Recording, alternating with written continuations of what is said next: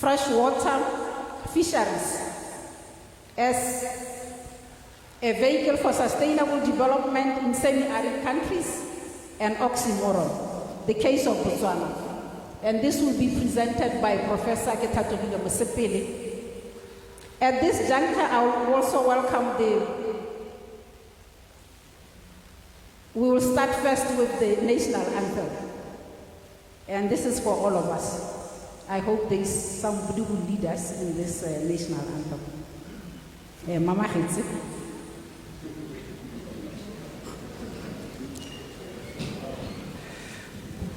Can we rise up for the national anthem, please?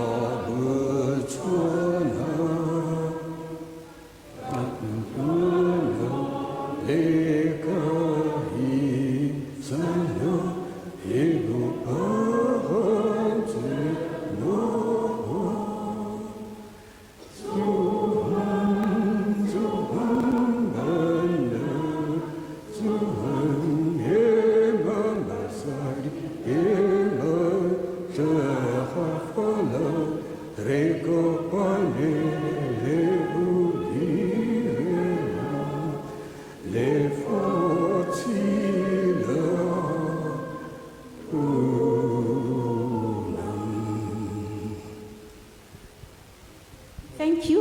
May we be seated?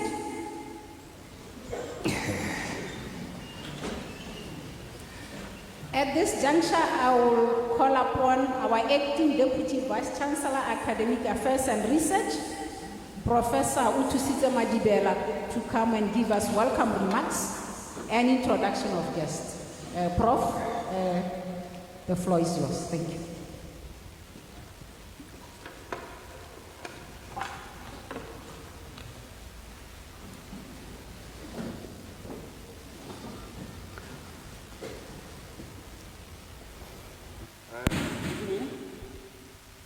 Good evening, everybody. Maybe I should start with welcoming everybody to BUAN. But I would like to start by recognizing those who are here. And I would like to start with the Republic of Mozambique Charge d'Affaires, Honorable Pedro Shifuku.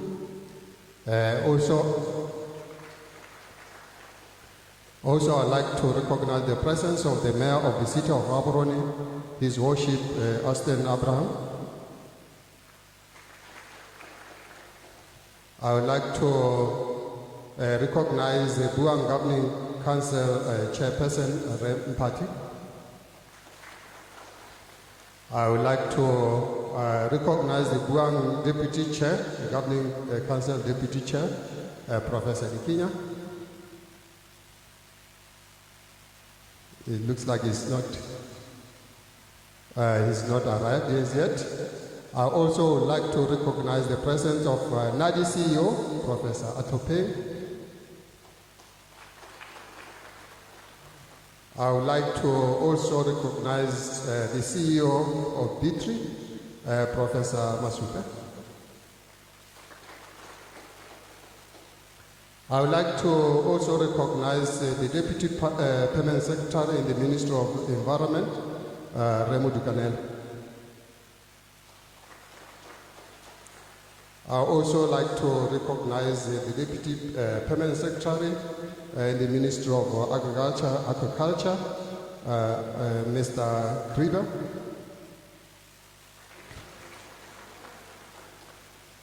And also the Director of the Department of Wildlife and National Parks, Dr. Sinyazo. And lastly, the University of Botswana Director of Center for Continuing Education, Professor Takadu. And also would like to recognize those who may not be mentioned here. And let me say protocol observed. And also I'd like to recognize the presence of you audience here. You can give yourself a hand of applause. So basically, mine is just to welcome you, but in doing so, perhaps just to share some thoughts, which I would also like to declare before this audience that most of the words are not mine. I know with students, when they plagiarize the assignment, I can give them a 0. So I don't want my boss to give me a 0 or fire me from work. So basically, the words that inspired me are those from the Wits University in South Africa. And because I was asking myself, what is an inaugural lecture? And they had a concept or a thesis about what is an inaugural lecture. And they said the right of a passage to become a professor in a university has, for 100 years, included the test of having to profess your knowledge to a lay audience or layman. And your fellow academics. Indeed, the origin of the professor comes from the need to profess or declare publicly your knowledge, one's knowledge. In the world which is rapidly increasing of knowledge and information, more and more specialization takes place. And one danger of this trend is that knowledge become isolated, or sometimes what we say is people put it in silos, and therefore it fails to benefit those who really need it, the general public, policy makers, to form collective thinking and cross-pollination of ideas. It is this in this context that we must see the challenge of professing our knowledge with the general public and the larger community. It is not a simple matter. It requires an ability to conceptualize highly technical and abstract matters and to express them in a commonly used language. And I hope Prof will do that. Which are often through analogy, allowing people who have no privilege to be able to understand the subject that is being discussed. The inaugural lecture is thus a platform for newly appointed professors to share their brilliant discoveries, innovative ideas, and deep insight with the public and the larger academic community. However, at this juncture, now this is my words. At this juncture, Professor Mosepele is no appointed professor. He has been appointed a long time ago. Well, he is a newly appointed Vice Chancellor. And I'm not quite sure whether he's going to share with us about governance or management of the university. But looking at the title, I don't think so. So therefore, I could say that this is a start of a journey, a start of a culture, perhaps keeping up with the mindset change. As our Master of Ceremony has indicated. Additionally, these events allow for random connections to be made that are beneficial to the creative process of what we call science. Professionals and academics gain a unique opportunity to engage across knowledge boundaries for the benefit of humankind. So, BUAN welcomes you this very first inaugural lecture, which kickstarts the culture of community engagement, bringing science to the people, and we daily hope that this will benefit academic community, students, the general public, and indeed policymakers. Mind change in agriculture and natural resources. Thank you very much.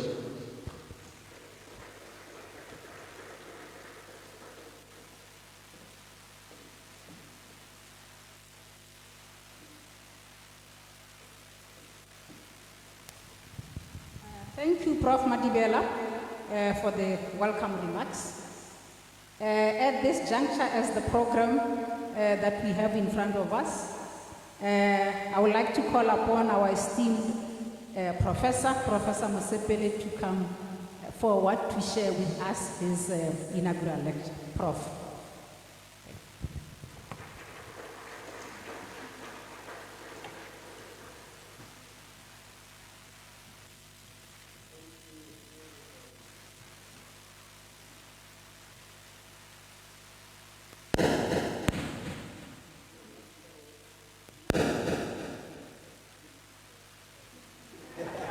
I'm not very sure about that, but what I'm sure about is talking about fish is a passion that I have, and this is something which I like to talk about. Now, Prof Madibela, I'm not sure whether I have anything innovative and new to share, but what I'm sure of is I hope to share with you all the passion that I have for fisheries. Now, this passion which I have, it actually came by a chance, and I'll tell you why. Initially, I wanted to be an engineer, a civil engineer. You didn't know that. I wanted to be a civil engineer. And my second choice was to be a geologist. And man, math, calculus was just too difficult for me. So I couldn't make it to be a civil engineer. I couldn't even make it to be a geologist. Now the funny thing is, one day I was seated in a biology class when I was doing first year at UB, and we had a visit. And I still remember that day very, very well. There was a certain gentleman called Mr. Trevor Mopela, and he was the head of the then fisheries unit in the Ministry of Agriculture. And then he came to address us about this thing called fisheries, and that government wanted experts, wanted folks who have done training in fisheries. And so when I couldn't become a civil engineer and I couldn't become a geologist, I thought, well, why don't I just try and be a fisheries biologist? I had no idea what fisheries biology was at all. But I decided to take a leap of faith, and here I am. Here I am. And so today, I'm going to share with you this title here about fisheries in semi-arid countries. Does it make sense to talk about fish in semi-arid countries? So join with me as we go through this lecture, and hopefully at the end of which we will maybe meet somewhere and answer this question. Is talking about fisheries and sustainable development in semi-arid countries like Botswana, is it an oxymoron or not? So let's see how it goes. But then I want to take us back to where it all started for me. I was very fortunate to live and work in a place where thousands of people every year pay to visit. But for me, I was paid to live and work there. So I considered myself very, very fortunate. The Okavango Delta. It is what I consider to be paradise. And this is where I grew as a fisheries biologist. This is where I thrived as a fisheries biologist. And so for me, this is when it all started. This is the source of my journey as a fisheries biologist to be where I am today. Now, being a fisheries biologist in the Okavango Delta is very exciting. One day, you are out on a boat, going to your research site, and lo and behold, what do you find in the river channel? An elephant. This is why I feel fisheries biology is so exciting. This is what made it all the more fun for me. And sometimes when you do your research and you're sampling fish populations in the delta, and what do you get? A baby croc in the net. It's exciting, isn't it? Very, very exciting. Anyway, this crocodile didn't die. We made sure we put it back in the water. So don't worry about that. But for me, fisheries biology has been a lifelong passion.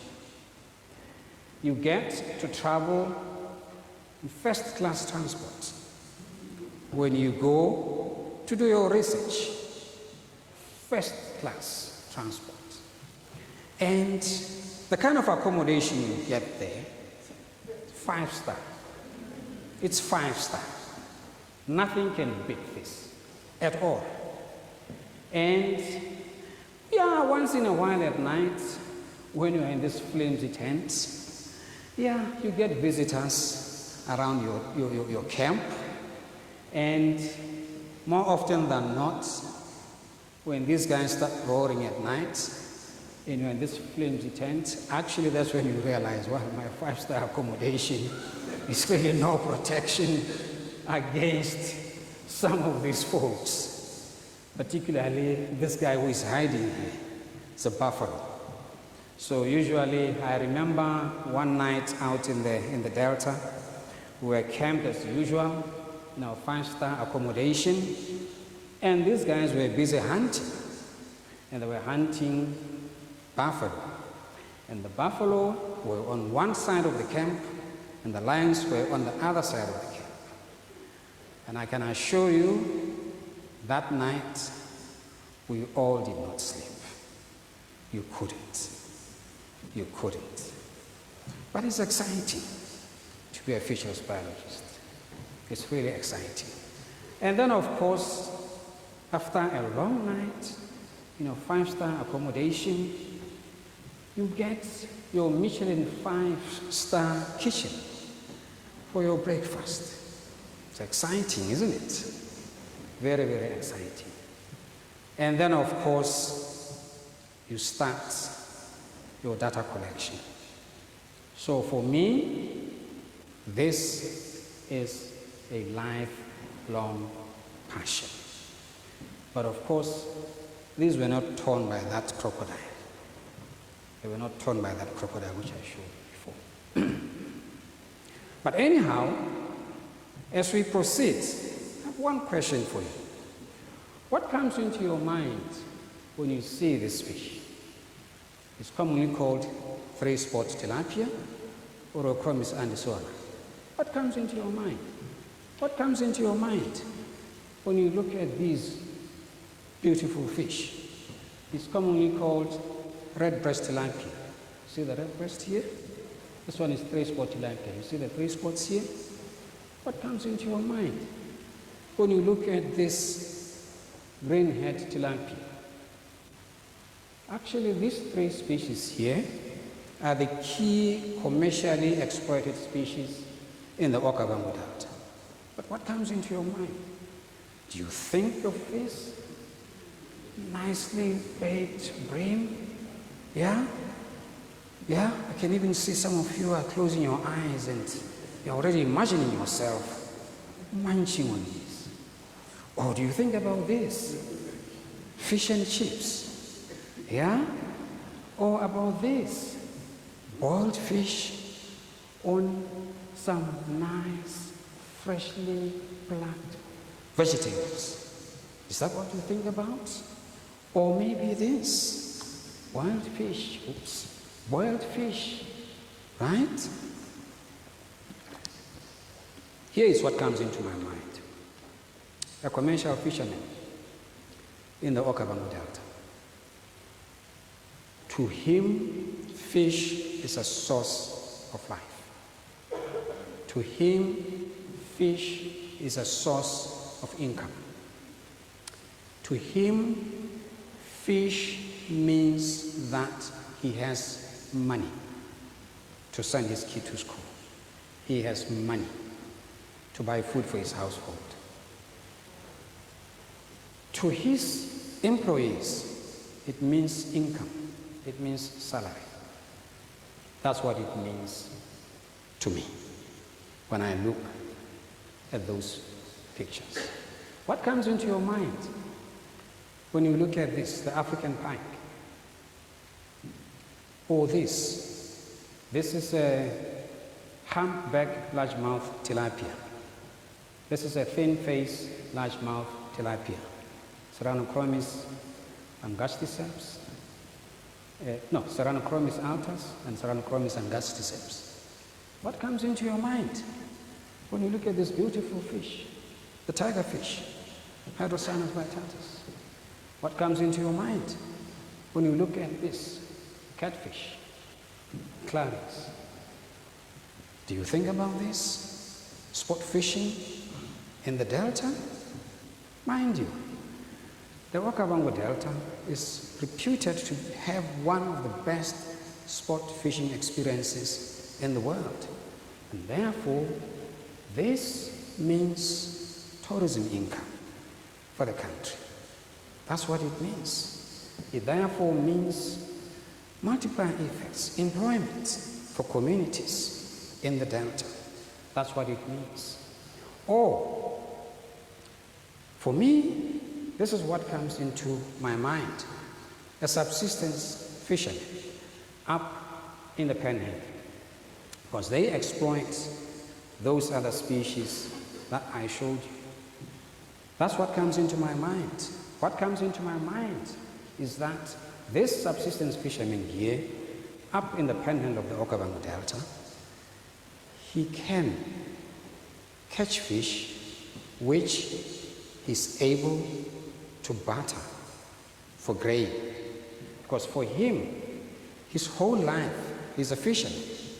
He doesn't need to grow crops. He doesn't need to go to the plowing fields. What he does is he catches fish and then he exchanges with another farmer who farms, who grows maize, who grows sorghum. So, fish is a source of livelihood for him, but a different way from the commercial fishermen that we looked at before. So this is what comes into my mind when I see those fish. What about this one? These ones here. What comes into your mind? Look at this beautiful one. Brightly colored. Tiny little fish. Beautiful. Brightly colored. Look at this one. All of these, you find them in the Okavango Delta. But what comes into your mind when you look at this? Do you think about aquaria? They will definitely look beautiful in aquaria, right? But for me, when I look at those fishes, they take me back to 1997, when I was doing a survey in the Okavango Delta in ETA 6, and I came upon this lady here, and she had a fishing basket with her. Well, her daughter was holding it, and they had two fishing baskets, this big one and this smaller one. You can guess immediately that the small one is for the young girl, the big one is for her mom. Then they had a spade, and then they had this container here. Now this container here was full of bran, right? So these were their fishing implements. So that's what comes into my mind when I look at those pictures. And about 5 kilometers from where I met them, there's a shallow floodplain. 5 kilometers from the village, there's a shallow floodplain. And what does she do when she arrives at this floodplain? First of all, the bran in this container here, she spreads it on the water surface to attract fish. And then she uses this spade to make this earthen wall here, out in the floodplains, in the shallow floodplains around ETA 6. And then she takes her fishing basket, she puts it on this earthen wall here, and then the heavy work starts. She uses the container to start scooping water out of this enclosure here. And she scoops this water through this fishing basket here. And she does that until all the water is removed from this enclosure here. And then what happens? Voila! She gets her fish. Those tiny little fishes that we looked at before. So that's what comes into my mind when I look at those pictures. And it's a community activity. It's a community activity.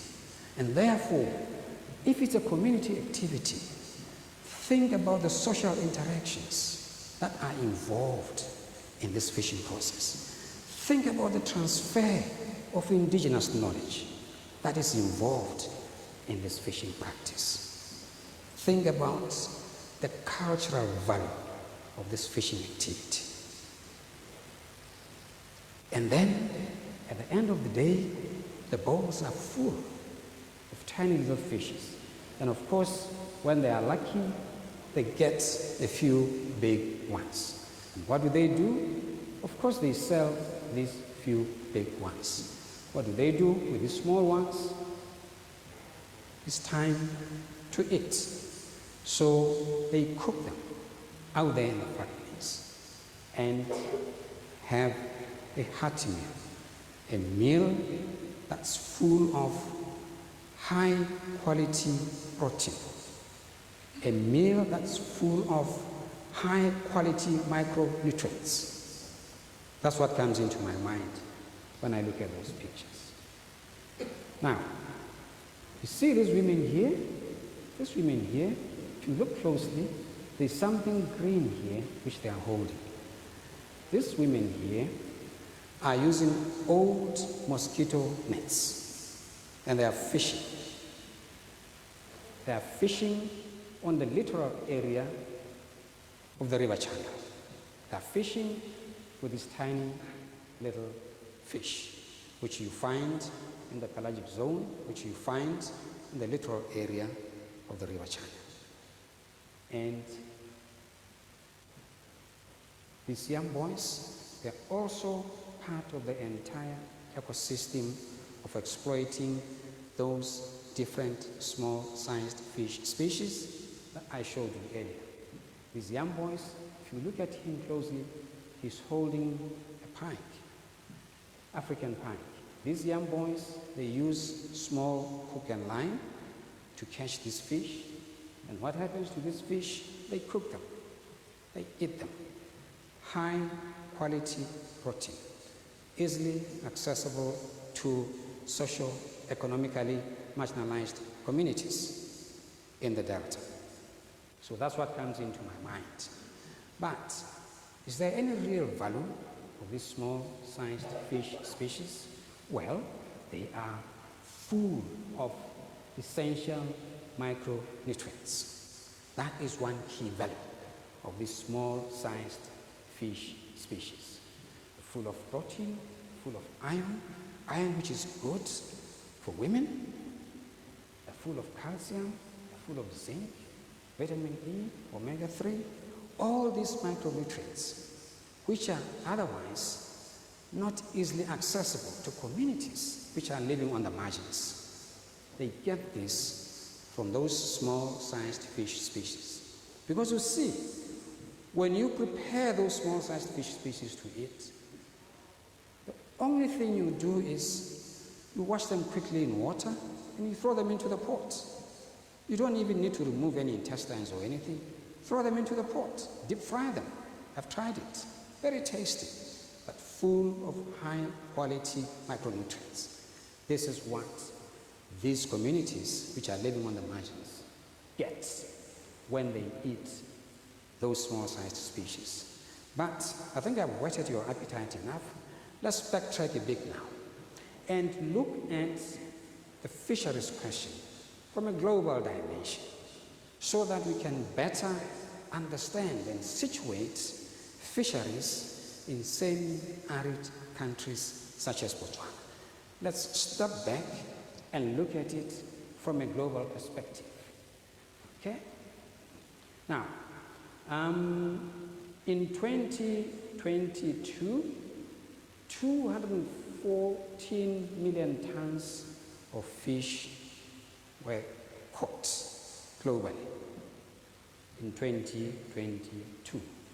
And these were worth over 400 billion US dollars. 214 million tons worth over 400 billion US dollars. This is a huge market globally. This is a huge market globally. Now, these provide 17% of animal protein globally.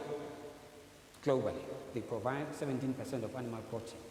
However, they produce or they supply over 50% of animal protein in some countries in Africa and Asia. So fish is an important source of animal protein to countries around the world.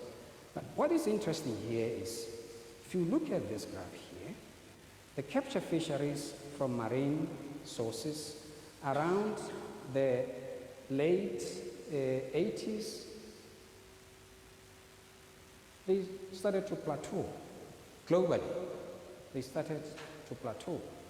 Now, capture fisheries from inland fisheries, they're still increasing. But what is remarkable is aquaculture. Aquaculture is the one which is now providing the main fish requirements for the global population. Aquaculture has now taken over. The wild capture fisheries have plateaued. Aquaculture has taken over. But then again, apart from being a key source of protein, fisheries globally are a major source of employment, a key source of employment, and a key source of employment even for women. So issues of gender equity come into play when you look at global fisheries, when you look at fisheries from a global perspective. Okay? Now, again, fish are a major source of food globally. But then, you see, consumption has been steadily increasing over time. Of course, around 2018, there's a slight plateau there. What is equally important and very, very interesting is that fish is one of the most internationally traded foods at a global level. Remember, we're still very, very global. Now, if you look at the share of world total fisheries and aquaculture production by inland and marine waters, in this period, marine fisheries contributed quite significantly to global production of fish.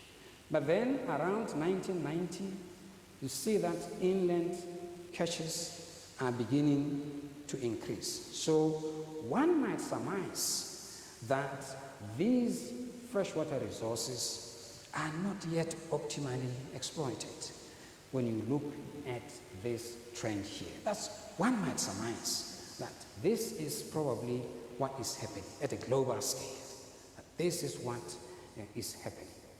Now, if you now look at the continental dimension, what I call the continental dimension, well, where do you get the major fish production globally? Well, it's China. China is very, very dominant. And then even Asia, excluding China, it's very, very dominant. Where is Africa? Africa contributes very, very small percentage of global fish production. Very, very minor percentage. But what is heartening, what shows hope is that, well, you see that over time there is an increase in the proportion that Africa contributes to global fish production. Even when you look at inland catches, you see that it's increasing over time. But what is also very, very interesting, and that shows hope, is that even aquaculture in Africa, it's also increasing over time. So there's a bit of hope there for the African continent. What is noteworthy is that aquaculture is one of the fastest growing branches of food production globally. This is very, very important. Keep that in mind as we go along. Now, if you look at inland water captures only, Africa is still a distant second to Asia in terms of production. So, again, one might surmise that we are not yet optimally exploiting our freshwater fish resources in Africa. We are not yet there. If you look at this from a different perspective, you look at Southern Africa, Botswana, Zimbabwe, Namibia, Angola, production from inland fisheries is the lowest in Southern Africa, right? One might wonder why. Well, two possible reasons. The first one is governance. Where you have what we call sectoral marginalization. And you find that in Botswana and in Zimbabwe. That's where you find this key challenge, sectoral marginalization. But now, another challenge is what I call focus, where there's more focus on marine fisheries at the expense of freshwater fisheries. Because marine fisheries, they bring in more foreign direct investment. Yeah? So these countries, South Africa, Namibia, Angola, they put more resources, they put more focus on marine fisheries. And because of that, the inland water resources here, the inland fish resources here are not optimally utilized. And so, this is why the AU then came up with the Blue Economy Strategy. Well, this is really from the World Bank, but then the AU adopted it for the African continent. And SADC is also now domesticating it for the region. And the whole idea behind the Blue Economy Strategy is that you identify the key drivers of change which are aimed at transforming Africa's socio-economic growth. And amongst all those factors, two of them is fisheries and aquaculture. So the idea is that member states in the AU, member states in the SADC region should mainstream the blue economy strategy into their development strategies so that they leverage on the value of their fisheries resources to drive socio-economic transformation in their countries. Now, let's come back home to Botswana. Well, Botswana is a semi-arid country, as we all know. It's dominated by deep Kalahari sands, but this little sliver here, you find the hard veld on this part of Botswana. Okay, you get your lowest temperatures, I believe we all know that, in the southern part of the country. Very, very high temperatures around, for some strange reason, around Maun. But what is important is that Botswana is characterized by high environmental variability. That's the bottom line. Okay? And then, even your rainfall patterns, you see high variability across the country. So Botswana is semi-arid. Botswana is characterized by high environmental variability. So, does it make sense to talk about fish in a country like this? That is the question which I'm attempting to give you evidence as to whether it makes sense or not.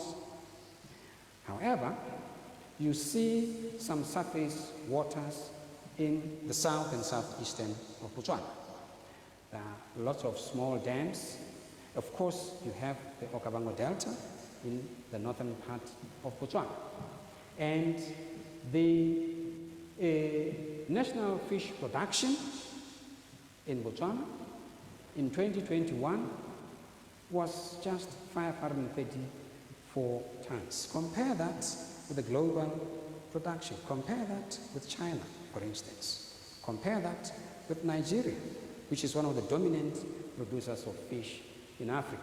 So per capita supply is only about 0.2 kg based on national production from aquaculture and from capture fisheries. Now, you look at imports. Imports around 2021 were about 4,700 tons of fish were imported into Botswana. And this then suggests that national demand for fish is about 4,200 tons. So there's a huge deficit of fish needed in Botswana. We're only able to produce 500 tons, but we imported 4,700 in 2021. So national demand, the deficit is 4,200 tons. Now, that gives us a per capita supply in 2021 of only 2.5 kg, whereas the global average is 20.2 kg. So there's a huge deficit between what is available nationally and what is available globally. There's a huge deficit there. So there's a huge demand. But now, let's zero in again even more to where I thrived and I grew as an academic, the Okavango Delta. It has the lowest surface waters in Botswana. It therefore maintains and supports the biggest fishery in Botswana. It's characterized by environmental variability. It's characterized by a flat pulse. It's part of the system. It's basically a dynamic system. In short, it's a dynamic system. It's constantly changing. That's what is so interesting about the Okavango Delta. It is also a complex system. It's characterized by different habitats in the system. And amongst these different habitats, you have different fish species which are distributed across all these different habitats. So it's a very dynamic system and it's a very complex system. That's what makes it so interesting. And then again, it's characterized by a diverse fish species assemblage. Different kinds of fish species that we find in the Okavango Delta. About 71 different fish species in the Okavango Delta. The biggest fish species is the catfish, which weighs, the maximum size is about 60 kg. Length is about 1.5 meters. And the smallest is this guy here. No, this one here, Babas hasianus. It's a cyprinid. It's only about 3.2 centimeters and a few grams. So you can imagine the wide variation of the different fish species which are found in this system.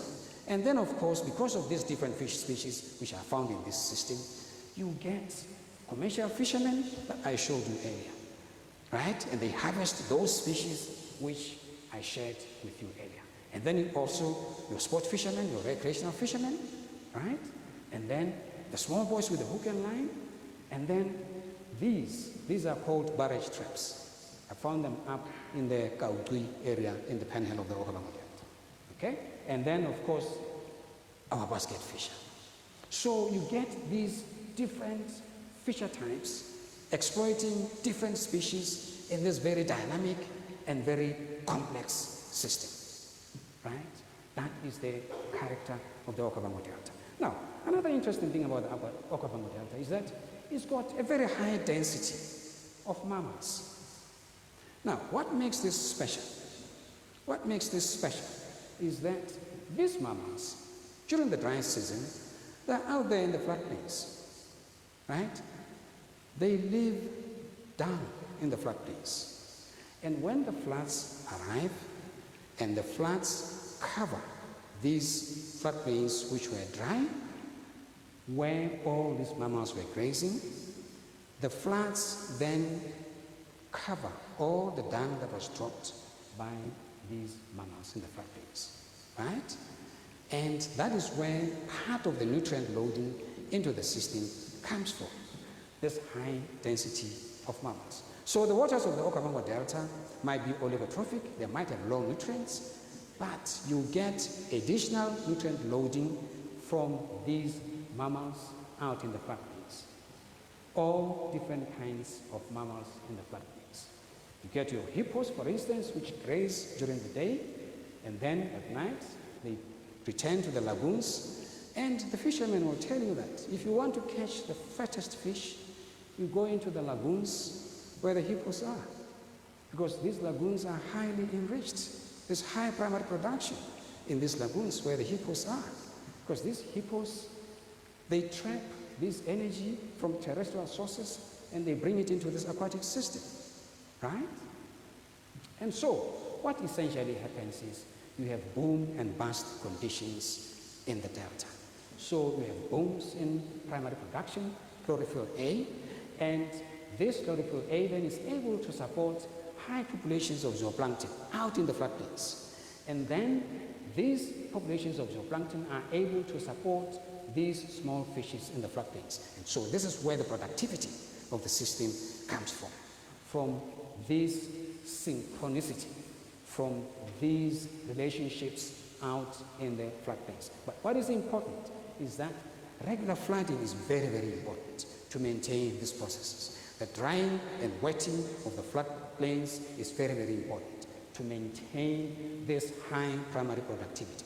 So the productivity of the system occurs out in the floodplains, not in the heart of the system, but out in the floodplains. That's where the productivity happens. But this productivity can only happen if we make sure that regular flooding occurs. There's constant drying and wetting of these floodplains.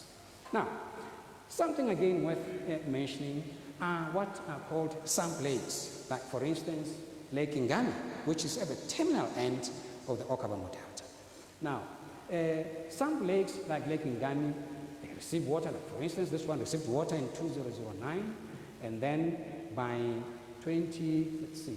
So the waters increased until 2016 where they reached maximum before they started drying up. But what is important about Lake Ngami is the system is relatively shallow.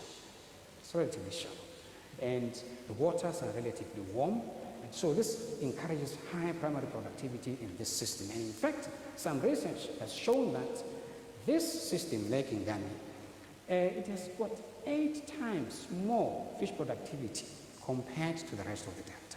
So it's more productive than the rest of the delta, Lake Ngami. Now, this has got very important management implications, right? In fact, systems such as Lake Ngami, terminal systems to the Okavango Delta, this is where the fish production in the delta occurs. These are the key engines of fish production in the system. Shallow, warm water, high primary productivity, so they're able to support high fish populations, high fish stocks, right? And when Lake Ngami has water, like it happened around 2016, 2015, it sustained a very vibrant, export-oriented, dried salted fish fishery, right? And what I found very interesting is that by 2016, total exports from Lake Ngami were about 11 million pula. From Lake Ngami only. From Lake Ngami only. Remember, we are talking about a semi-arid country. Keep that in mind. Semi-arid country. But look, 11 million pula worth of fish were exported from Lake Ngami to Zambia and to the DRC in 2016, right? Now, let's shift gears a little bit and talk about aquaculture. Remember, aquaculture is one of the fastest growing branches of food production globally, right? Now, let's talk a little bit about aquaculture. Well, in aquaculture, different production systems, you find them in aquaculture, and this one here are earthen pond systems, and you find these in northern Botswana. This one here is in Kasai, right? Now, the good thing about these kinds of systems is they're low technology. They're low technology, right? So input costs are very, very low. That's one positive thing about these kinds of production systems, okay? And indeed, they are best suitable in areas characterized by the hard veld, right? Remember the hard veld I showed you on the map, okay? And they are best suited for socio-economically marginalized communities. That's one key attribute about these pond systems. And one very important attribute or factor about these pond systems is you can actually practice integrated aquaculture, where the water from these ponds can then be used to grow vegetables. Because these waters are full of nutrients. So the best way to utilize these nutrients here is to water your crops, right? And then you have concrete pond systems. Now, the good thing about these pond systems is they can be practiced or they can be developed on marginal land, right? They can be practiced on marginal land. So that's one positive attribute about concrete pond systems. And they can also be constructed in urban areas. Yeah, if you look over, you can see some houses over there. So that brings them closer to potential markets. That's another good attribute about concrete tanks. And they are a good model for backyard farming. That's another good attribute of concrete tanks. And again, you can practice integrated farming. You can practice integrated aquaculture. Okay? And then you have your reticulated aquaculture systems. Now, these ones, if you want to go into serious aquaculture, this is the way to go. But high input costs, but the returns are also very, very high. The returns are also very, very high. Okay? And then again, you can also utilize integrated aquaculture using these kinds of systems. And then, of course, you have aquaponics. This is a fairly new system, even globally. It's a fairly new system. But aquaponics essentially is a hybrid of hydroponics and aquaculture. So that's why it's called aquaponics. Okay? Now, how do we optimize the utility of these fish resources? For instance, in the Okavango Delta, these floodplain fish systems. How do we make sure that we derive maximum benefit out of these floodplain systems? Well, the most commonly used method is what is called effort regulation. The idea behind effort regulation is you essentially agree that you need to control fishermen behavior, because fishermen are the ones who are causing changes in the fish community. So you want to regulate their behavior through effort regulation. You want to change, you want to modify, you want to manage their fishing behavior. But what we know is that systems like the Okavango Delta are driven by the environment because they are flood-past, right? You get seasonal flooding, you get this wetting and drying of the system. So the key driver of change in this kind of systems is the flood-past. That's where the change is, that's where the driver is. What happens is poor flood years are going to result in years of low fish production. High flood years are going to result in years of high fish production in these kinds of systems. Okay? And even the fishing effort is also driven, is also regulated by this seasonality in flooding patterns in the system. Okay? But also the way the Okavango Delta is structured, the way it is structured, that also regulates the fishing effort in the system, because there are certain areas in the delta where it's not very easy to get into. So that by itself, the nature of the system as it is, it also regulates fishing effort in the delta. Now, another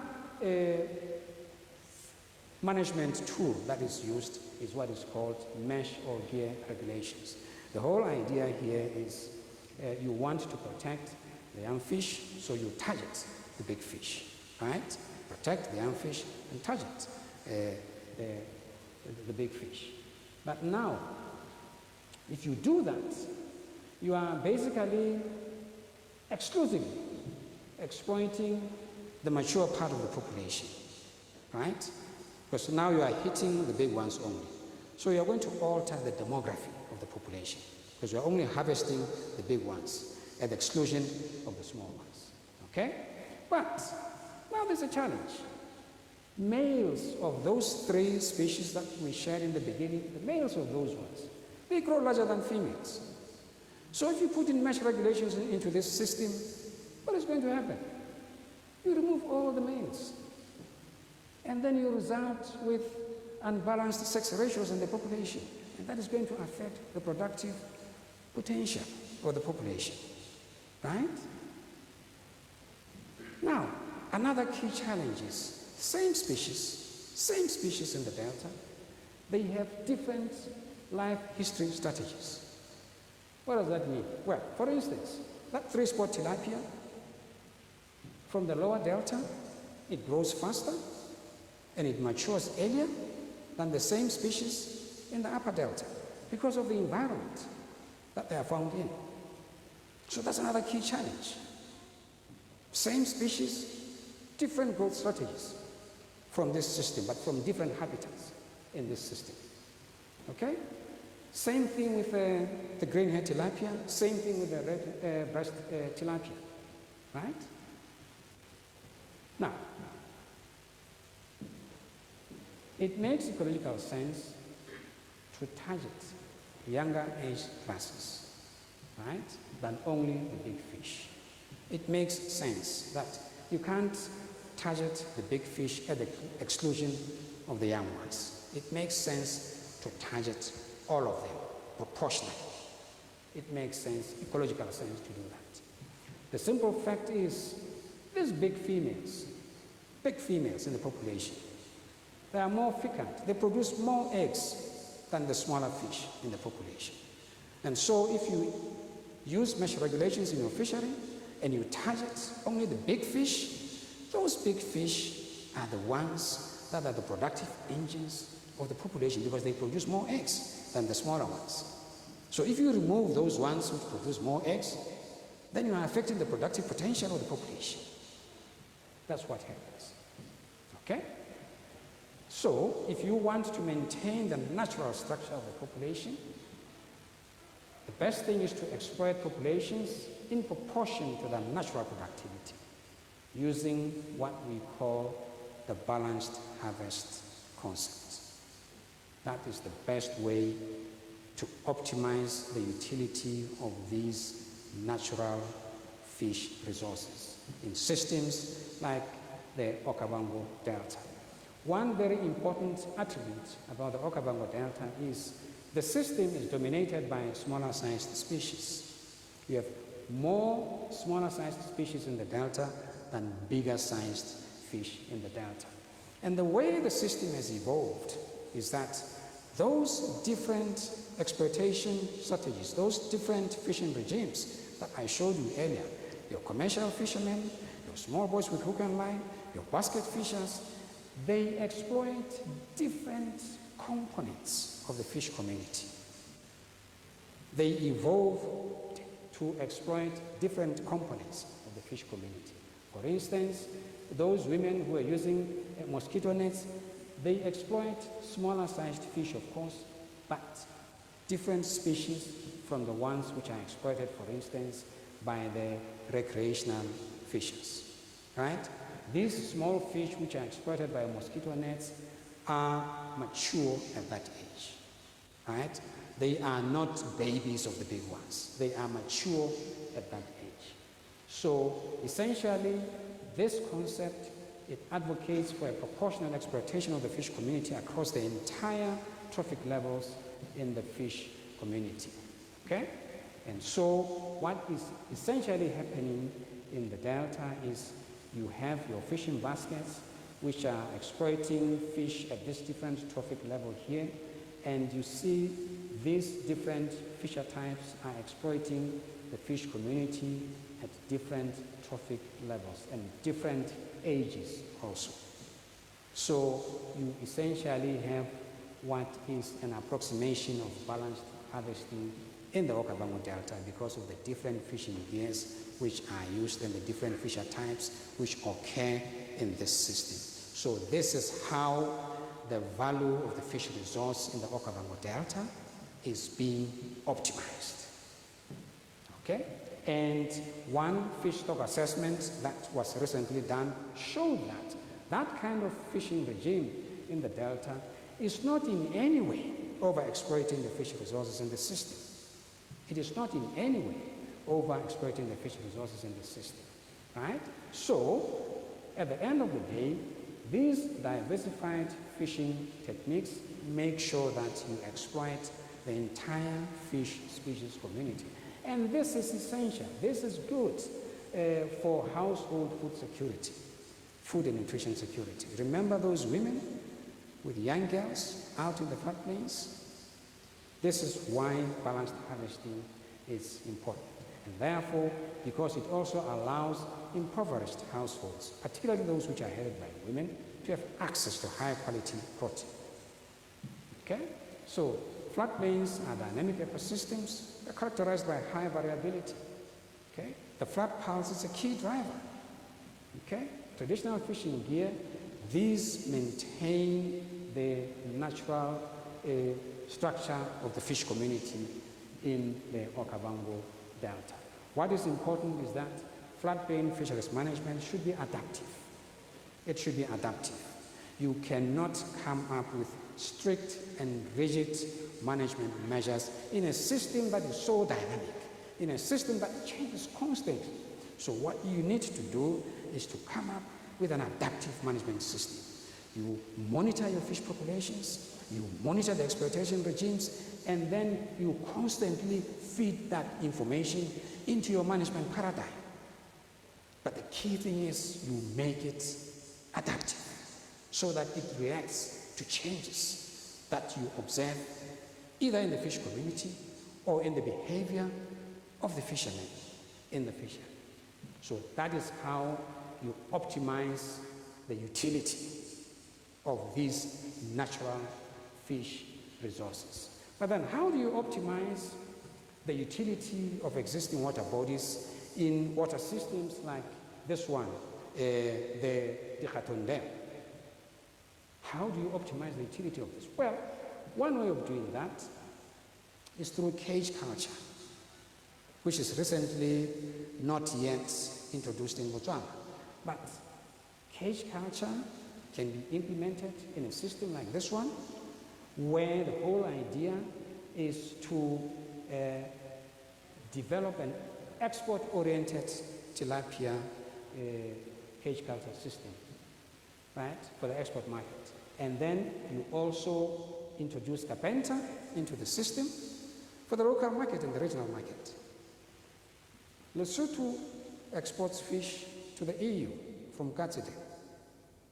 Why can't Botswana export fish to the EU from the Khatun Dam, from Gaborone Dam, from Bokana Dam?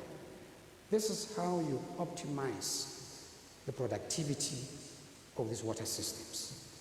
If you want to maximize their economic productivity, one way of doing that is through making sure that you utilize the water resources optimally in this way.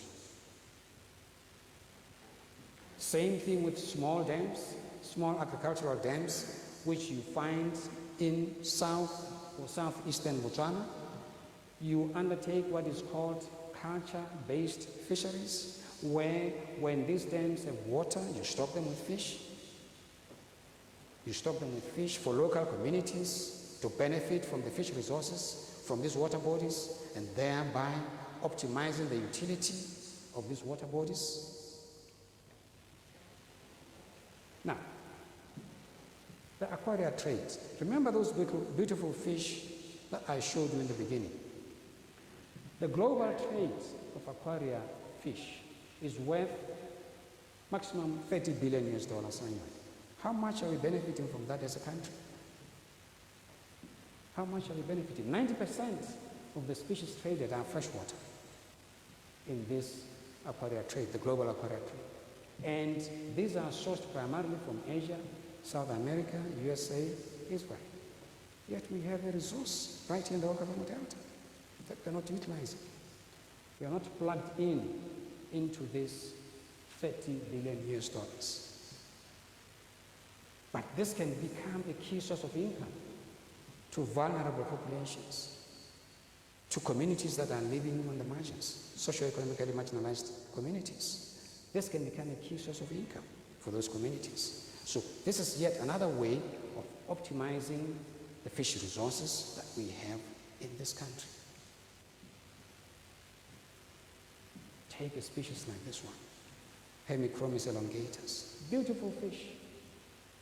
Beautiful fish. You can make a perfect aquarium species. Beautiful fish. But now, one of the most expensive aquarium fish globally is koi. It's worth thousands of US dollars, one species. Why can't this also become one of those? Just by optimizing the utility of these resources that we have here. And so, finally, talking about SDGs, I know the words are a little bit too small, but talking about the SDGs, one key value or one key message that I want to share with you is when you talk fish, when you talk aquaculture, when you talk fisheries resources, and you plug them into the SDGs, they can help the country to achieve all of the SDGs. The unfortunate thing about fish and fishery resources is they are never mentioned in global food production debates. Fisheries are always left out. But fisheries, if you leverage on the value of this resource, you can achieve all of these SDGs, SDG 1, which speaks to no poverty, SDG2, which talks to zero hunger, 14, life underwater, etc., etc. All of those.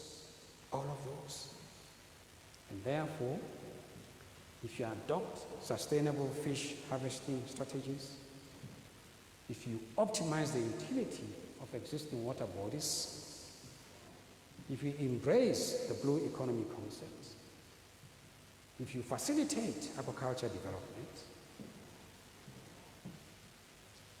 then I would say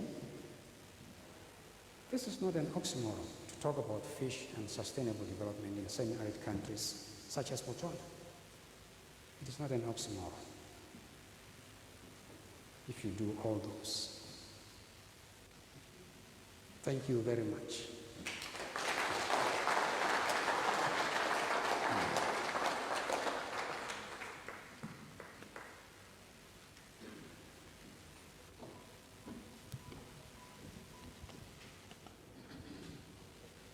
Thank you very much, Prof Mosepele, for such an interesting, thought-provoking and engaging presentation. To further engage on this presentation, we have Dr. Ketlhatlogile, a fisheries expert from BUAN'S, to lead the discussion. Dr. Ketlhatlogile, please, the floor is yours.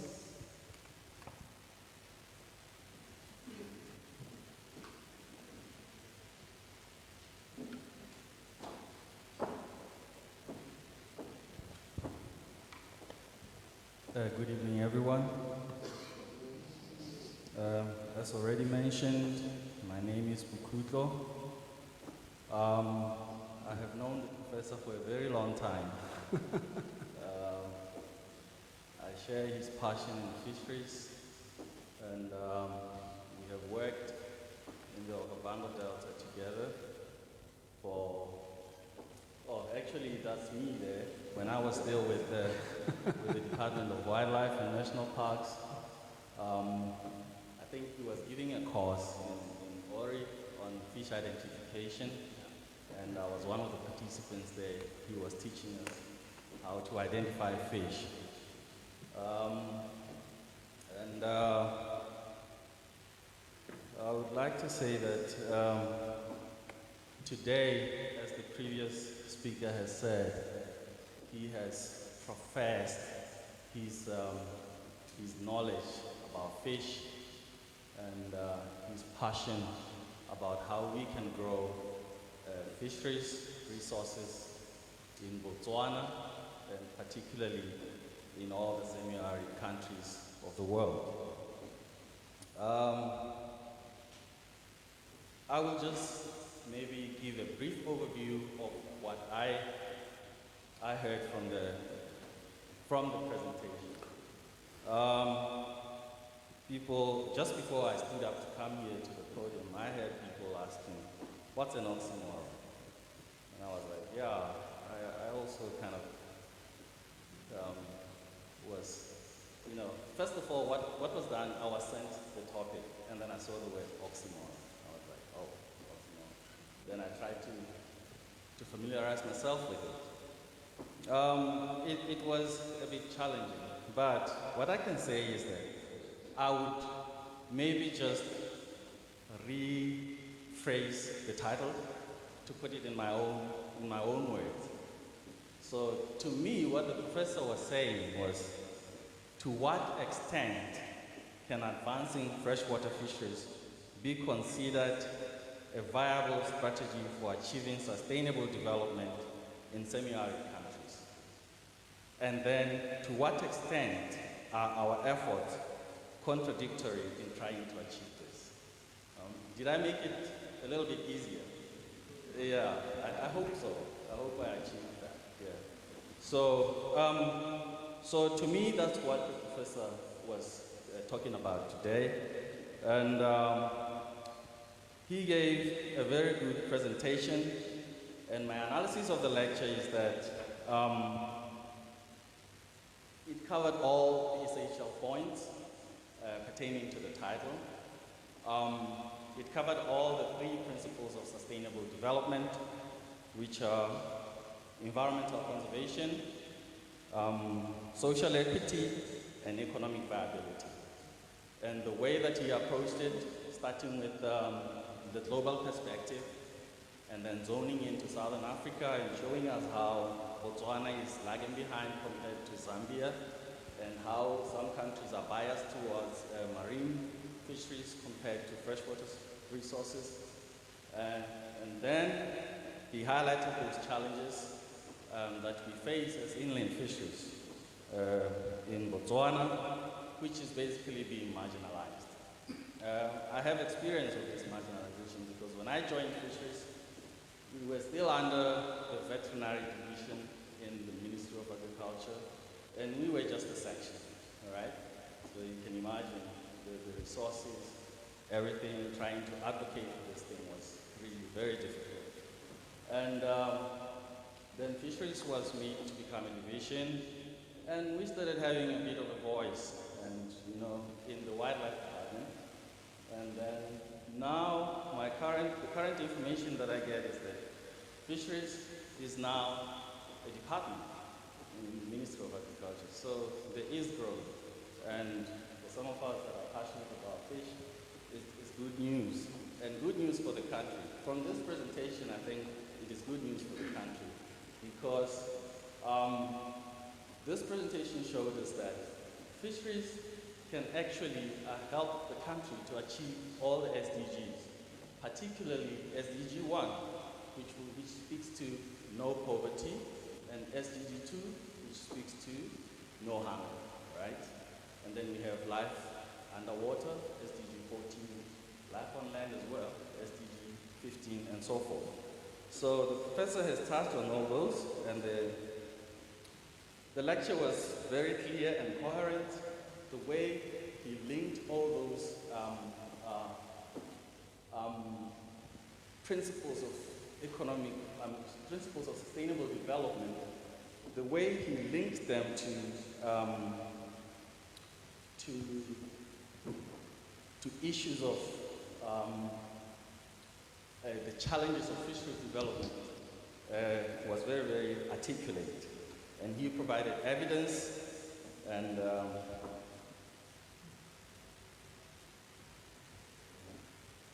all I can say is that his conclusion is what I was hoping to hear, that it is not an oxymoron, right?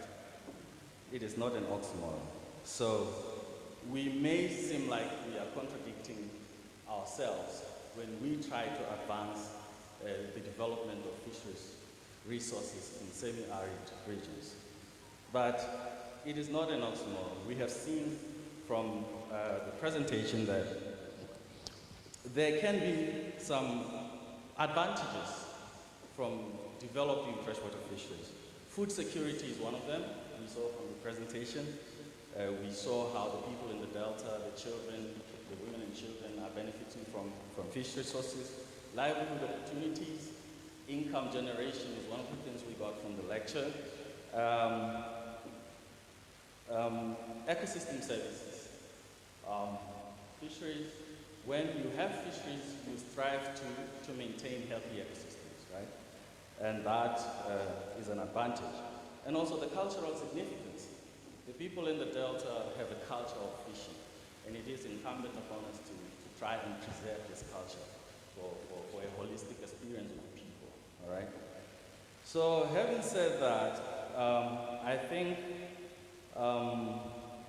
it is now time. I think that the professor is now ready for discussing this lecture further, and you may raise your opinions, and you may seek clarification in any aspect of the lecture. The floor is yours. But please, if you ask questions, ask easy questions. Come here.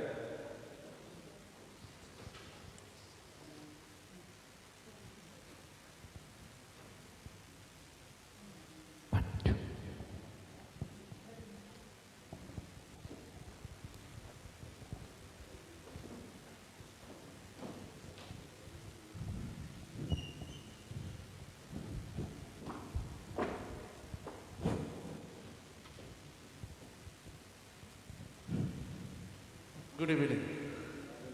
Professor, no hard question.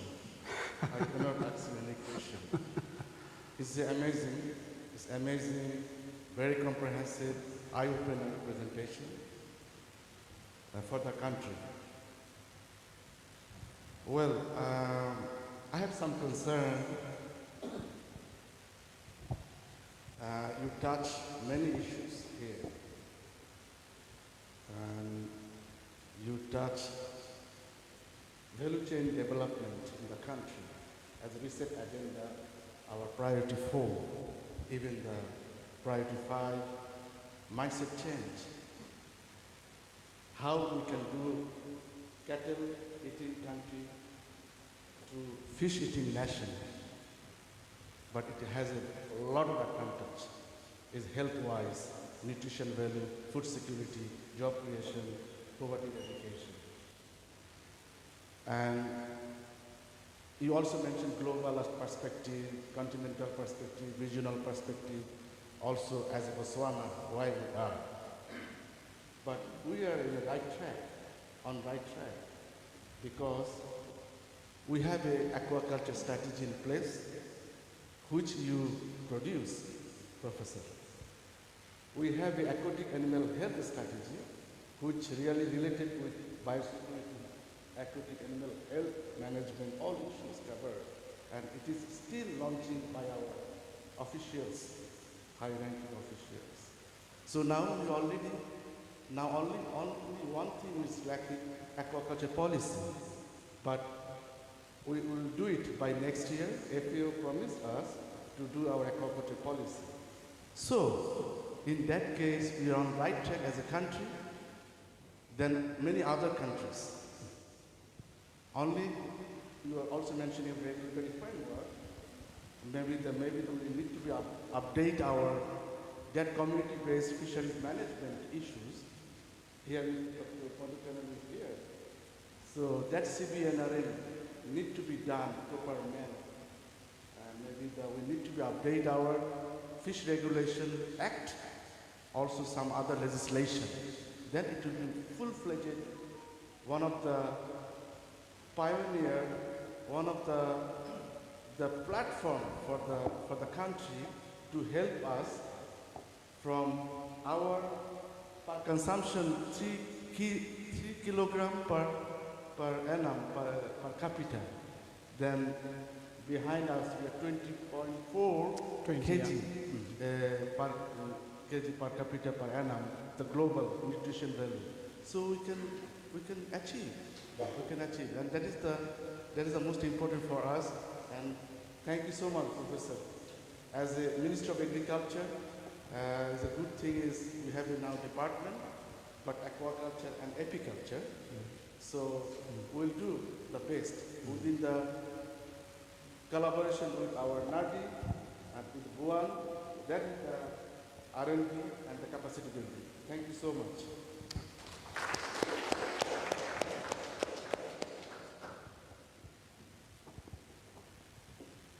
I think that was more of a comment than a question, but the professor can just, say something if he...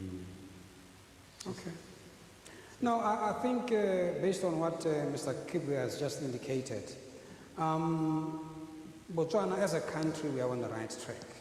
We have the blueprint in place to leverage on the value of our fish resources. And I'll be happy one day to see Botswana exporting fish to the EU. That will make me very, very happy. So it's a good start. We need to move and move quickly. Particularly now, as you indicated, we are now in this era of the mindset change. So we should forget about the fact that we are a cattle country and rather take advantage of the different opportunities that we have in this country. Botswana might be a semi-arid country, but you can still produce fish in Hansi. Who would have thought 20 years ago that Hansi could produce potatoes? Who would have thought? And therefore, I believe we can produce fish in Hansi. Let's leverage on these opportunities. Let's make use of them and diversify our economy. And I believe that fish is a key vehicle of socio-economic growth in Botswana. If we take advantage of these resources, I believe we can go quite far. Thank you, sir.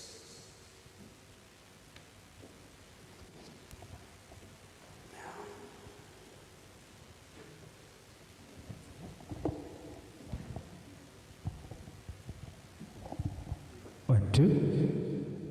Hello? Oh, I should just say this was an eye-opener. Those of us who have grown in this environment, beef eaters,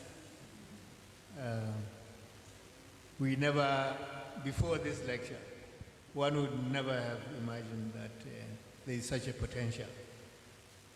I think you have shared that passion very well with all of us. Looking at your slides, you talked about the contribution towards the SDGs. The one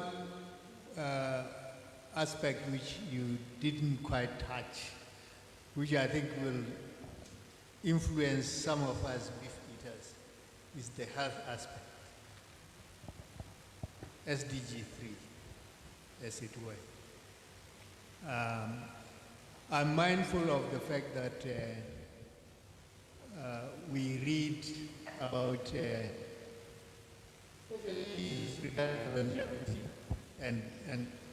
and issues of health span. It's predominantly found in fish-eating cultures, the Mediterranean cultures, Japanese, and so forth. Therefore, this is, if it is possible to produce fish in enough quantities in Botswana, then it is within our reach to attain health, the level of health that Erejwalampilo in other fish eating cultures. I think that is the main, for me, that would be the main attraction towards fisheries. Of course, there is an importance of poverty alleviation and employment creation. Those are the pluses. You didn't quite number your slides, but as I was looking at your presentation, I was a bit confused about, you were, at one point you were saying big fish is more productive than small fish. And then immediately thereafter, you were showing small fish as being more productive. So I wanted you to just, it's a detail, but I thought you might just share with all of us. Maybe I'm just showing that I was not sleeping. Thank you. No, I think to answer your question, Deputy Chair, think about cattle. When you have cattle in your kraal, right? Old females and young females, you reach a point where you say, this old female, it's time to cut it. It's no longer giving me a calf every year like it used to. So that's the same analogy. That's the same analogy. Yeah. But you are right. This nutritional value of fish, it's one value that I think to a large extent we have not really taken very seriously. So this is why in the beginning I talked about the micronutrients value that you find in these small fish, because you eat them whole. So you get your zinc, you get your iron which women need, you get your zinc, you get your proteins, because these small fish, you eat them whole. You don't even remove the bones. You just deep fry, or you can put them in a blender and blend and eat everything. That's how I eat mine, the carpenter. That's how I prepare it at home. I think my wife can attest to that. That's how we prepare it at home.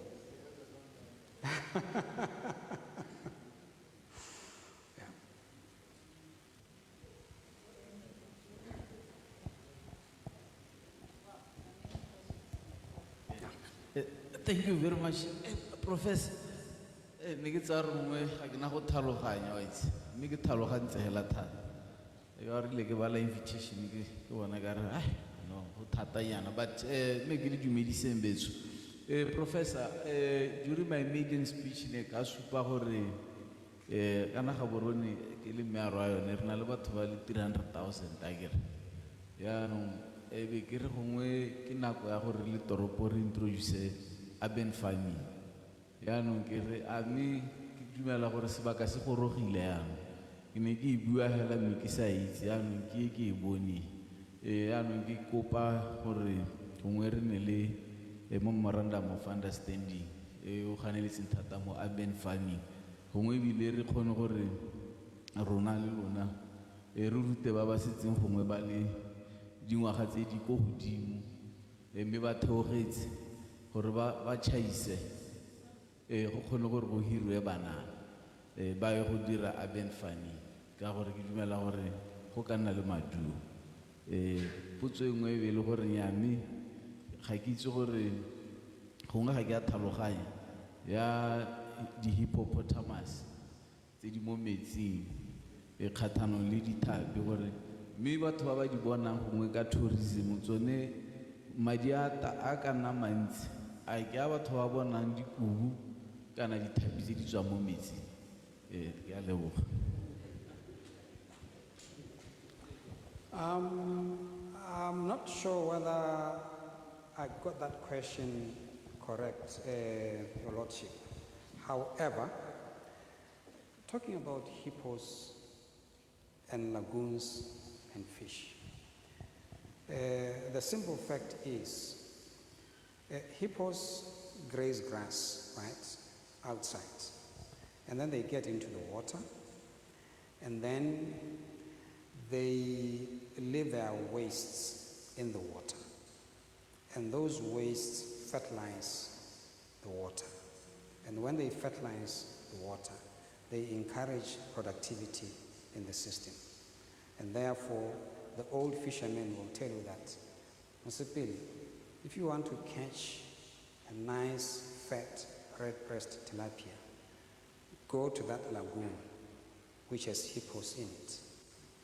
And I remember this old fisherman in Samujima, said, but you see, the red-breast tilapia are clever fish. They know that us people were busy hunting them. So they would go to those lagoons which have hippos, because the hippos protect them from us fishermen. But that's where you're going to find your fat fish, because of the fertilization of the water by the hippos. In brief, that's what it is. But this concept that you started with, I think it's SDG, is it 9, sustainable cities, growing food in urban areas. But this is the way we should go, Your Lordship. And definitely, BUAN is prepared to partner with the City Council and work on that. That's the way of the future. This is why I was saying, if you take some of these aquaculture production models, like aquaponics, like even the RAS system, or even or even these aquaria, breeding fish for aquaria trade, you can have small systems at the backyard where the water that is coming out of these culture tanks, you use them to grow your vegetables just for the household. That's sustainable cities. That's sustainable consumption. So I agree with you. And BUAN'S is ready to partner with yourself. Thank you. Okay, all right. Let's start here first. All right. Hey, yeah, thank you, Prof. Very eye-opening. I'll keep it brief. I think just to add on to the regulatory framework, you may have picked in Parliament recently, Parliament debating our bill on the wildlife to open up opportunities for fisheries within CITES. So just to reinforce the point you're making about the space really being opened. But I had 3 quick questions here. First is on the research, and I think those photos on the screen are fantastic. It's great. You've trained people here. But I was wondering, how do we work together to build this capacity? You've mentioned understanding in the Delta. I think that's because of ORI. But what about the other water bodies? Nalebo Lake Gau, for example. I don't know how that system functions. So how would we support fisheries in those systems? I know Rarira will develop Matamo in Borolong and so forth. How do we understand those systems to be able to support those fisheries? So just your thoughts on how we roll out understanding of the system. Related to that are the traditional methods. You mentioned mosquito nets. I was hoping you'd say you discourage mosquito nets. But other than that, I think there are other traditional methods. Certainly, mosquito nets are not traditional. So again, I was hoping you could talk to that because again, we are cattle people. Some of us are pani people. We are not fisheries people. So how do we then actually fish if we are not traditionally inclined in that manner? So I was hoping again, just to shed some thoughts on fishing apparatus, fishing methods and traditional methods that perhaps are not applicable or we don't have in our regions. I agree, you showed the lady with the daughter. That's unique for that system. If we are to promote fisheries in Zizijo, where I come from, how do we get Nkuku to also participate? That's what I'm trying to get at. 2 quick ones, sorry, last one here, disease. We've had quite a number of diseases, and again, I was hoping you would just shed some light on that and how it perhaps has a bearing on how we roll out fisheries, including risk to humans. So if we promote it, and to what extent could we be, and how do we mitigate the risks related to that? But otherwise, fantastic, and I think we are there to help promote this more broadly. Thank you. Thank you, sir.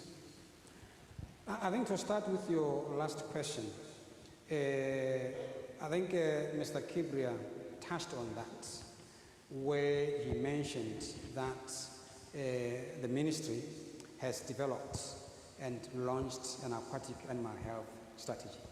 So for me, I think that's a key intervention tool when it comes to this question of fish diseases. I know and I agree with you that fish diseases are a key challenge, particularly when you start talking about aquaculture or fish farming.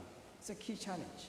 And these regular outbreaks of the EUS, particularly in the Chobe, and also to some extent in the Okavango Delta, they pose a serious risk to fish farms in that part of the country.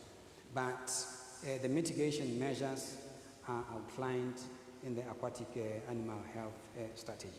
Now, in terms of research on these existing water bodies, here is my thoughts. Here are my thoughts.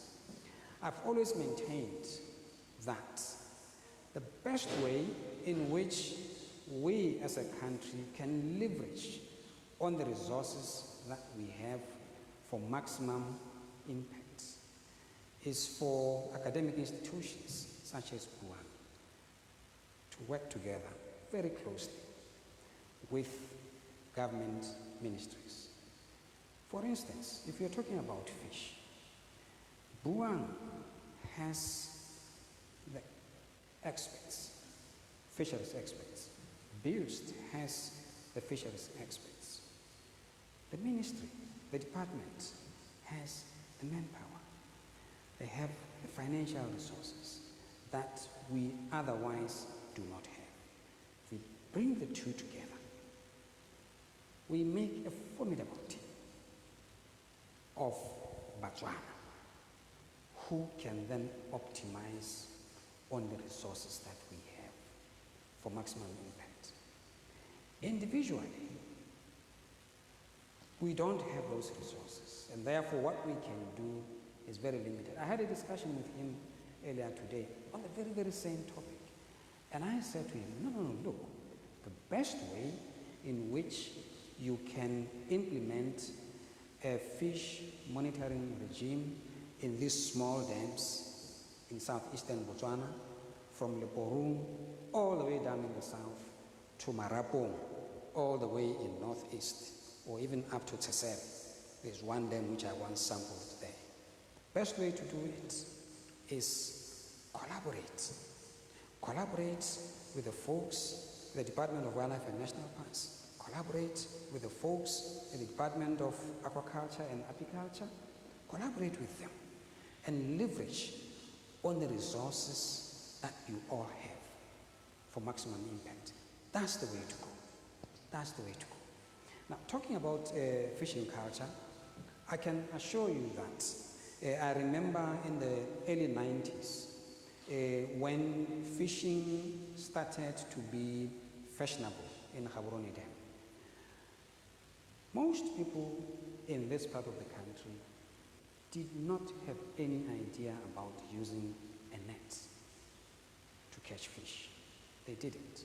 So what happened was the then fisheries section that I worked for before, they rolled out extension services to teach enterprising fishermen how to use fishing nets to catch fish. It's as simple as that. And now, there's lots of fish that people are harvesting from Gaborone Dam, from Buka Dam.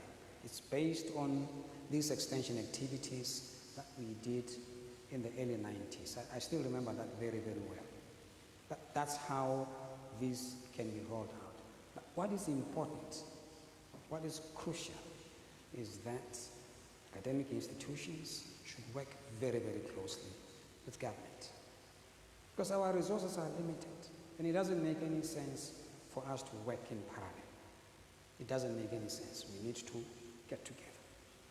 We need to get together. Just to add on what he said, it brings me to this scenario that is currently happening in Botswana. We have fisheries resources being managed in two different departments. We have capture fisheries being managed by the Department of Wildlife and National Parks, and then we have aquaculture in the new Department of Apiculture and Aquaculture. So what are we saying? And then we deceive ourselves that, okay, we're going to monitor the dams as part of aquaculture. And then we leave out the extension, which is what can make the old woman in Zidzijwe know how to fish. That was the purpose of extension, and it is dead as we speak. I remember talking to one of the people in wildlife. Are you guys still doing extension in the Okavango? They said no. Even those stations, they are not operative anymore. We don't have manpower in there. We have taken out the people.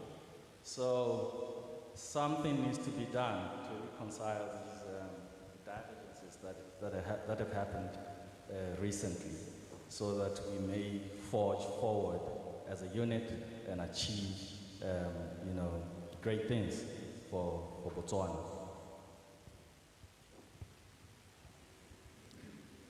Okay. Yes, I think it's my turn. Thank you. I've been on the queue for too long. Let me greet Baholo this evening. VC, thank you so much for enriching, exciting, and informative, very rare presentation. Let me rest assure you that I also have got passion for fish. Most probably that's why I've named my son Kimizaki Rabatlapin, because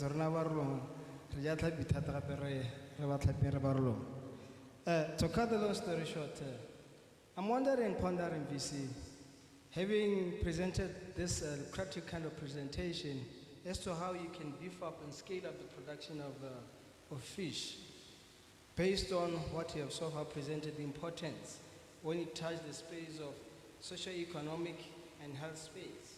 And that shows indeed that indeed you need this fish like yesterday.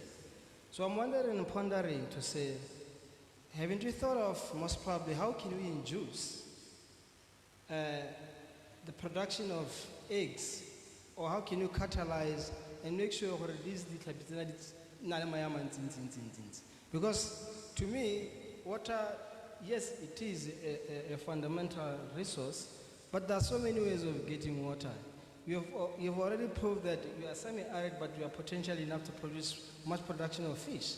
But now we need to touch the space of as to how we can really, maximize the production of eggs. And we need to do a lot of research, very intense, fundamental, cutting-edge research, where we can induce and catalyze the production of eggs. I'm just thinking about that space that I don't think we have an answer now. But this is where I think we should look into how can we really make sure that this Thank you so much, Prof, for your very opening and enriching presentation. Thank you so much. Thank you, sir. I think research and development, R&D, is part of the new aquaculture strategy which the ministry has launched and which Mr. Kibria made reference to. And I believe, I hope I'm not putting you on the spot, but I believe the ministry and BUAN are going to work together on these key research questions that you are raising. And this is where, again, it goes back to what I was saying to Dr. Sinyasu earlier, that what is important is for us as academic institutions to work very, very closely with government and other key stakeholders. If we are going to optimize the limited resources that we have, we cannot afford not to work closely together. We have to. We don't have a choice. All right, we can have a question or a comment. Okay, this is Abdullah. Thank you very much for very nice presentation. And actually, from the title of the presentation, for me was not clear, but after you presented, everything is clear for me. However, I have two questions. Question number one is, why Africa is still behind in terms of fish production, as you saw here in this lecture? Although Africa has, many resources in terms of water, we have the longer rivers in the world in Africa. This is question number one. And the question number two is in Botswana. When you presented the data about the SADC region in terms of fish production, there was no data. But when you came to Botswana, we found there is data. So the question is, how far Botswana in this area? I mean, is there any research being done about the fish population and the socio-economic studies on those people who live in Delta area? So we saw in the photo, and how Botswana can find the window through which he can enhance the fish production to increase the GDP of Botswana in terms of fish production. Thank you. Thank you, Sam. I think to respond to your second question in brief. Before you respond, we are running out of time, so I'm going to give 2 more people. I see the one holding the mic right now, and this one here. Those are going to be the very last ones. Okay, thank you. To answer your second question, doing fisheries research on the dynamics of exploited populations in our different water bodies, on the socio-economic aspects of fisheries, particularly in the Okavango Delta. That was part of my life for maybe 26 years. That's what I did. That's what I lived on, more or less on a daily basis. But the main challenge right now is somewhat related to what Dr. Ukudo indicated earlier. That, see, one key component of research is constant monitoring, is data. And for quite some time in the past, the government agencies mandated with management of the fisheries resources, they had data monitoring exercises, data collection exercises that were ongoing. But unfortunately, currently, that is not the case. That's number one. Number two, we lack sufficient fisheries experts in the country. That is one of the key challenges, which perhaps would make it a challenge for us as a country to appreciate and understand the extent and the value of this resource. That in as much as we are a semi-arid country, but there are opportunities that we can leverage on to facilitate the socio-economic growth of this country. The opportunities are there. It's just a question of taking advantage of them. But I think the bigger question, of course, is also the fact that, as I indicated during my lecture, that unfortunately most of the debates about food production systems, they leave out fish. They leave out fish. So food in most cases is grain, right? It's grain, it's beef. They leave out fish. That's the unfortunate part of it. Yeah. I forgot your first question. Oh yeah. Maybe I'll answer that with a question. Africa is endowed with natural resources, right? But where are we as a continent? We are endowed with abundant natural resources. But where are we as a continent? So I think this is why the AU has taken a deliberate step to advise member states that, look, let's integrate this blue economy strategy into our development plans. Let's leverage on the potential value of these resources and transform our countries.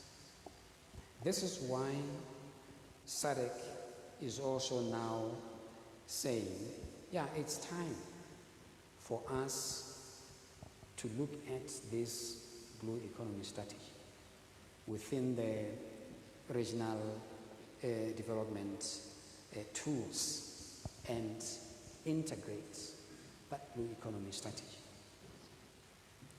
So, but it's a difficult question. It's a difficult question to really answer. Yeah. Okay, let's have the question from there, and then we'll have the last one. Thank you so much, Prof, for the impressive presentation. Mine is not a question, actually, it's simply to appreciate. And actually, your presentation sets out a lot of environmental factors that have been actually taking place in the Delta region. I have never been in the Delta region, but for me it is very impressive, interesting, specifically the dynamism, complexity of the system, and which also you touched on the relationship between the terrestrial and the aquatic ecosystem, even the role of actually large herbivores in the environment, and also you touched on the spatial variability, specifically the impact of spatial variability of habitat on the life history of fish, and drawing specifically the key strategies for intervention. I think that is very impressive. And the other issue is also what impressed me is specifically the high variability of the climate, and also the temporal dynamics of the flood system, and which have an implication on the ecosystem productivity and also the productivity of the fish. Even you touched on the issue of, I don't know whether in the case of fishery, whether this equilibrium and non-equilibrium ecosystem is working, but for me it is highly interesting, especially the boom and the boost system when it comes to carrying capacity, the shallowness of the water, and also the warmth, the temperature, the high primary productivity, and then the high fish productivity. I don't know whether that high fish productivity and such a dynamism have a fun implication on the sustainability of the fish and the diversity. The other issue is also you touched on the issue of diversification in terms of fishing techniques to actually reduce the challenge on the population dynamics of the fish. That was what I understood. So those are very impressive, and for me it's very interesting. Thank you so much. I have no question. Thank you. Thank you, sir. Okay, thank you for those deliberations, and we will have the very last question here.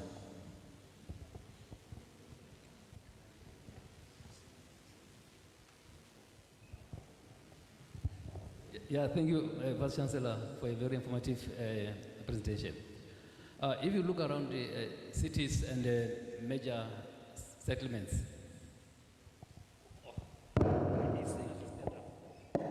okay, thank you. Yeah, if you look around the cities and major settlements, villages, you'll find that there's a ring of horticulture projects around those settlements, and then there's water, and then also there's the reservoirs for horticulture. So how can, we modify that or come with some ideas of putting fish farming into that farming systems? Thank you very much. Thank you, sir. This is what integrated aquaculture is all about, to optimize the utility of the water resources that are available around the country.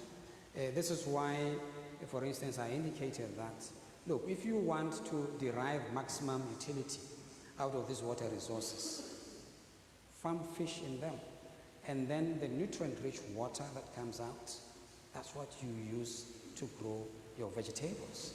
It's a win-win. You derive maximum utility out of those water resources. So that's the mindset that we should have. That's the mindset that we should have. Yeah. Okay, thank you. Just to add a little bit on that, in Asia they are introducing fish into rice farms, for instance, so you can do anything to those things. And one last thing to leave you pondering is that we are a semi-arid country, right? So whatever we do to advance freshwater fisheries, we are going to compete for water with other uses, such as agriculture, domestic consumption, and industry, right? And obviously we're going to have conflicts and social disputes, and it may need some concessions and compromises and collaborations to be able to be successful in our development of freshwater fisheries. If you improve agriculture, what's going to happen? You may run the risk of polluting the environment. You may run, and also you have the issue of maybe in natural fisheries, you have the issue of maybe agriculture, you know, the runoff from fertilizers, from agriculture going into the natural systems. So you have these conflicting things. So this is for you to ponder about integrated water management and so forth. All right, thank you.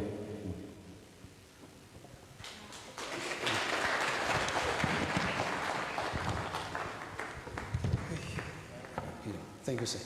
Thank you, sir. Thank you, Dr. Bukuto and Prof. At this juncture, I'll call upon the Chair of Committee of Deans, Professor Samudimu Mwaku, to come and give vote of thanks. Prof. Mwaku, please. Thank you, sir. Thank you. Oops.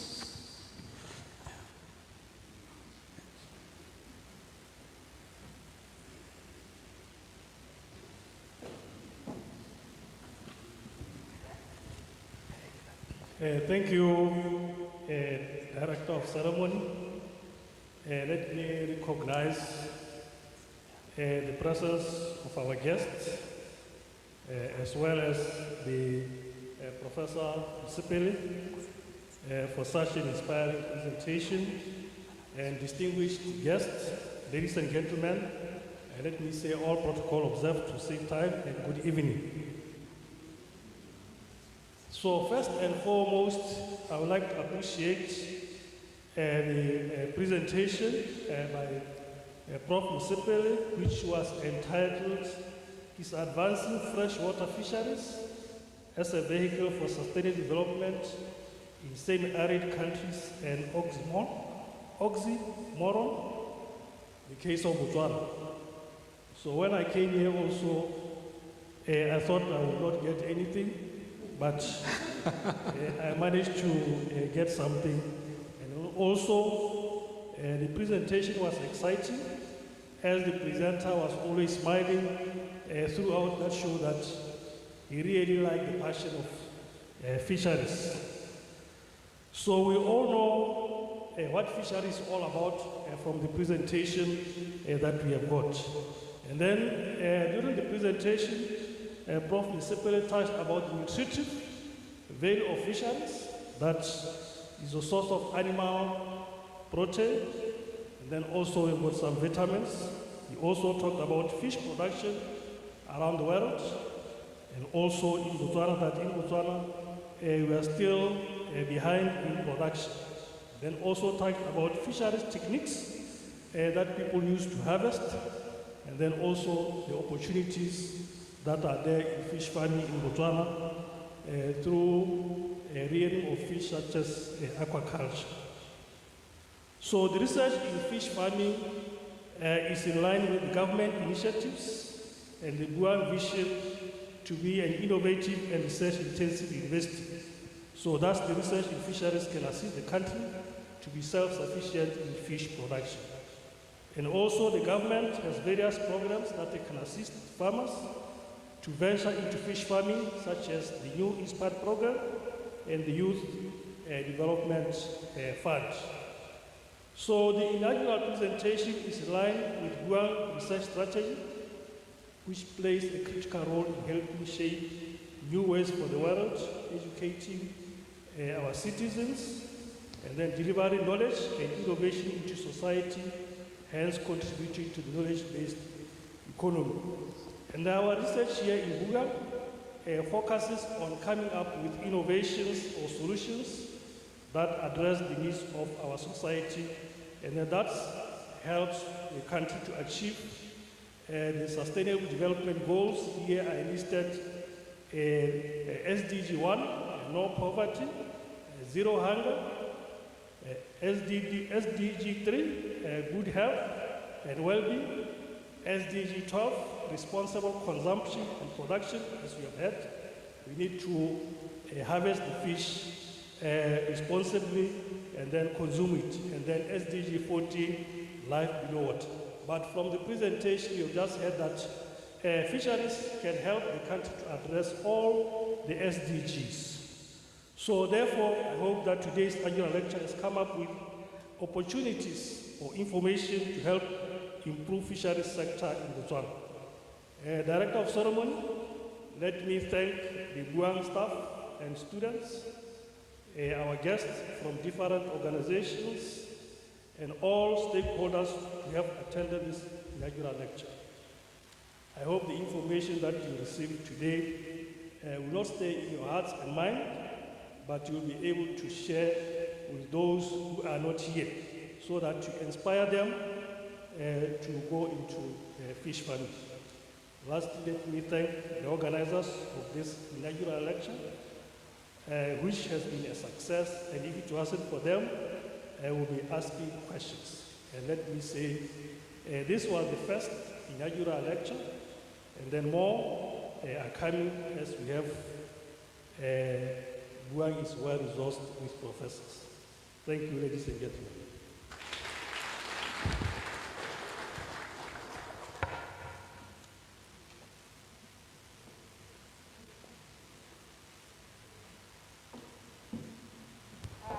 Thank you, Prof, for the vote of thanks. I think we have come to the end of our session, and BUAN has a reception hosted for all of us. I will just guide the different people here where they can be served.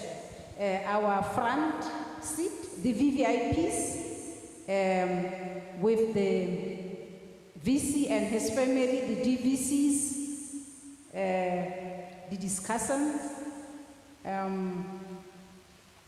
and the director, Liga, and myself as the MC. We are hosted just outside in the room that you were sitting in before you came. The deans, the directors of BUAN, we are hosted just outside.